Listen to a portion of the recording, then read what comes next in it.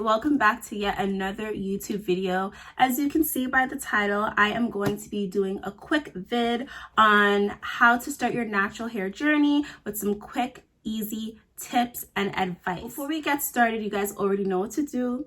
Hit that subscribe button and let's get it poppin'. Now, you guys already know, it's not a quick advice video if I don't have my hefty notebook in my hand. So hopefully you guys have your pen and papers ready because it's not a long video, but these tips will definitely help you on your hair journey.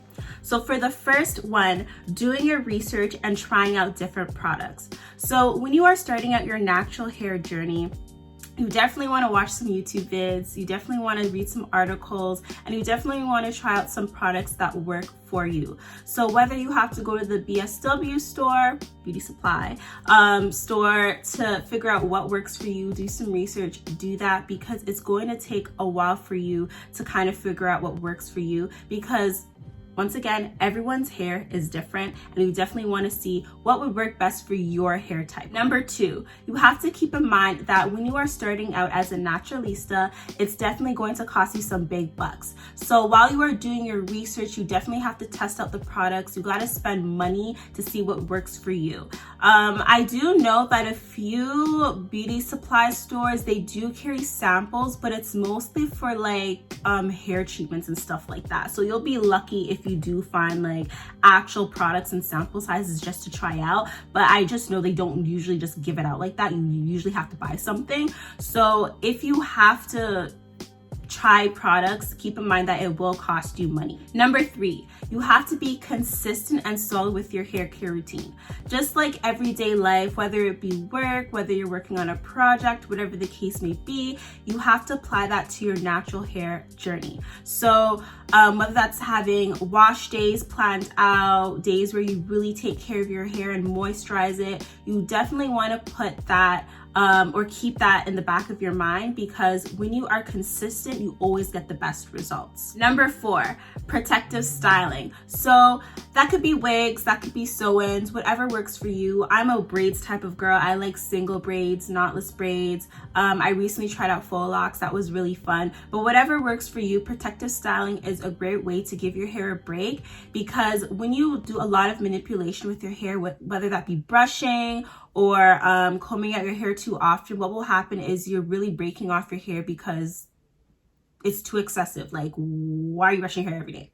Like, don't do that. So you definitely want to keep it to a minimum. So protective styling is a great way to give your hair a break, but also keep in mind, you want to make sure that your hair is moisturized and your hair is scalped.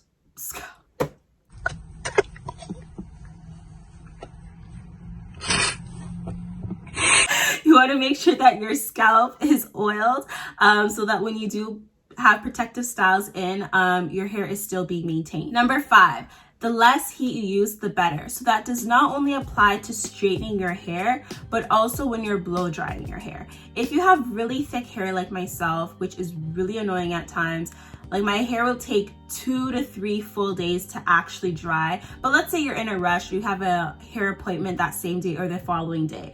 I would highly recommend using a blow dryer on low heat and on cool, just because it will prevent extra heat damage that is really unnecessary. So not only that, you also want to keep in mind, you want to use heat protectant as well.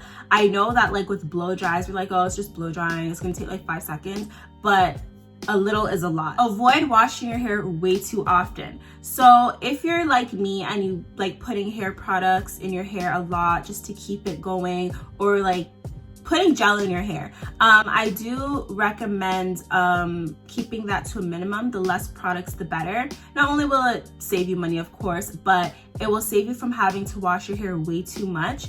Because if you do wash your hair too often, what will happen, it will strip the natural oils from your hair, and those natural oils, you need it for your hair to grow. So keep that in mind. Last but not least, leaving certain things to professionals, okay? So whether that be going for a haircut or trim, whether you're thinking about switching up with your hair color, so that means dyeing and bleaching, even if you're going to straighten your hair, I do highly recommend going to professionals and professionals that deal with natural hair. If you're like me and you like to switch up your hair often with the dyeing, I do highly recommend going to a professional, because if you do that on your own, it can be very damaging to your hair. Like, you will see changes in your hair texture.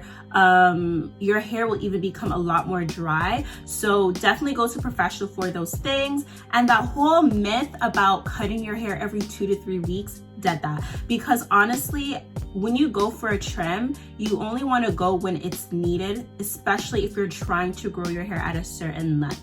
So those are my 7 tips for starting your natural hair journey. If you feel like I left out anything and you want to provide some tips or advice below, go for it. But that is pretty much it. And also, I'm gonna put in the description box products that I usually use in my hair and natural hair salons that I go to, or people that have helped me with my natural hair journey, so that way you guys can use that information to your knowledge and hopefully it helps you as well. But that is pretty much it for this video. Hopefully I helped. Good luck with your hair journey. I'm out.